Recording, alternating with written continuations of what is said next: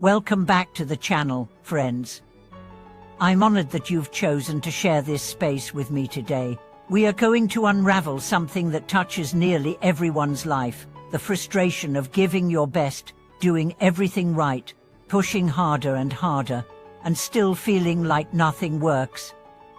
Have you ever found yourself asking, why is it that the more I try, the more resistance I face?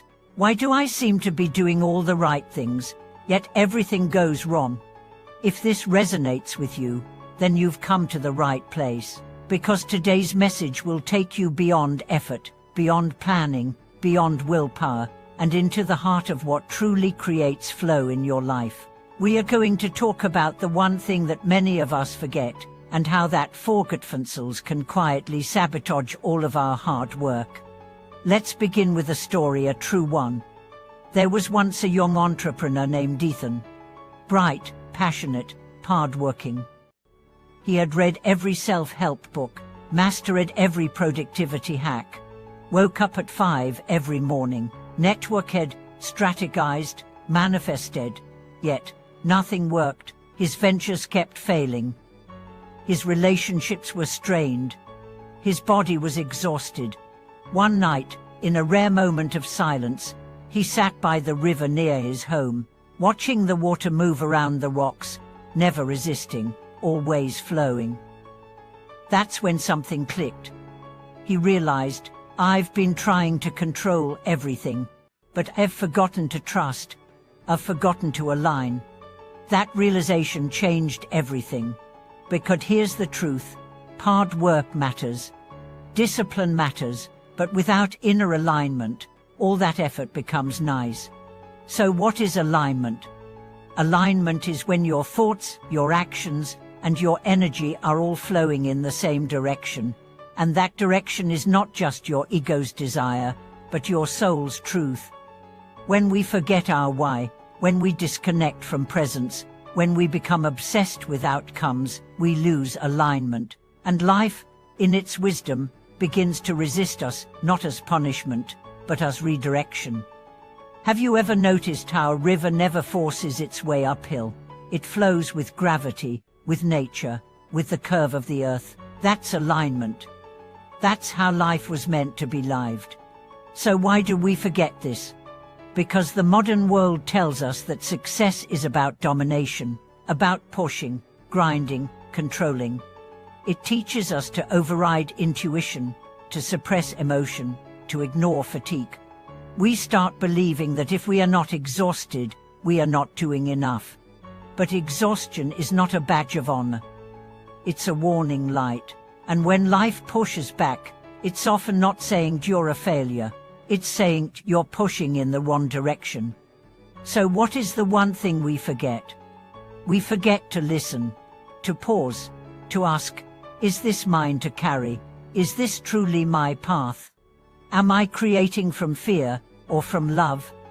When you move from fear, you grasp, you chase, you try to manipulate outcomes.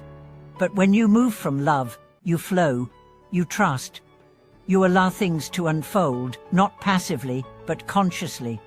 There's a concept in Taoist philosophy called Tu Wei, often translated as effortless action or undoing. It doesn't mean laziness.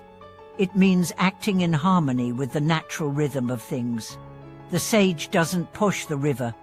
He enters it. He lets it carry him. Now think about your own life. Where are you swimming against the current? Where are you trying to force something that simply doesn't flow? Is it a job that drains you? A relationship that suffocates you? A goal that no longer lights you up? A persona you feel trapped in? The moment you let go of what doesn't serve you, life opens up, not because you stopped trying, but because you started listening. Let me share another story.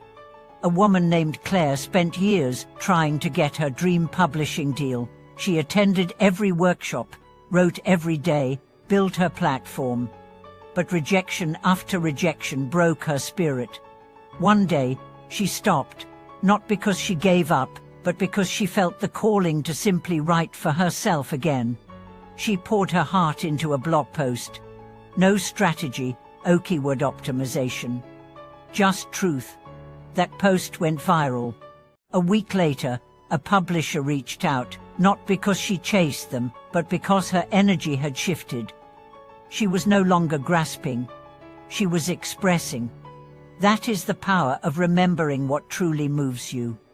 When your inner world aligns, the outer world begins to reflect it. We often say, the universe is testing me. But what if it's not a test? What if it's a mirror? Showing you where you're disconnected, reflecting your state of being, guiding you back to yourself. This is the invitation. Stop trying to make things happen. Start allowing what wants to happen through you. That doesn't mean you sit back and wait. It means you act from clarity, from wholeness, from presence. Ask yourself, what am I trying to force right now? Why? What fear is driving this? Then breathe. Come back to your body, your breath, your values. Reclaim your center. Because when you act from center, you no longer beg for opportunities. You become the opportunity. You no longer chase love. You embody it. You no longer plead for peace. You radiate it. Life meets you where you are, not where you pretend to be. Not where you push to be, but where you truly are. So the next time you feel stuck, frustrated, burned out, ask not, what more can I do, but what have I forgotten? Have you forgotten your joy, your breath, your truth? Have you forgotten the still voice inside that already knows the way? Return to that voice. Let it guide your next step. Not the 10-year plan. Just the next honest step. That is how flow returns. Not by control, but by communion. And when flow returns, so does peace, so does clarity, so does grace. Thank you for watching this video. If today's message stirred something in your heart, share your reflections in the comments. Your voice matters here. And as always, remember to subscribe, like, and turn on notifications. This community is for those who are ready to remember. See you in the next video.